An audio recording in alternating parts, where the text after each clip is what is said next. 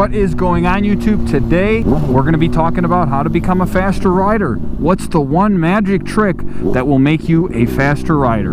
Stay tuned. So you want to hear the one magic trick that's going to make you a faster rider and make you a better rider? It's called seat time. Get your ass in that seat and go riding. Go out every single day, go out all the time, and I promise you, you will become a better rider. That's really all it takes. That's for pretty much any motorsport out there. I don't even want to say pretty much. That is for any motorsport out there. And that's really for any sport out there. The more you do it, the better you get and the more comfortable you will get.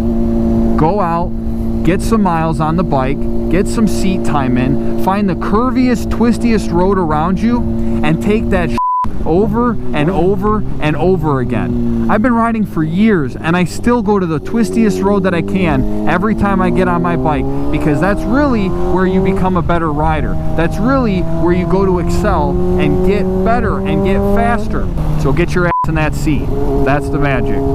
If you agree with that, let me know in the comment section below. Shoot me a like and please subscribe if you want to see more stuff like this. Take it easy out there.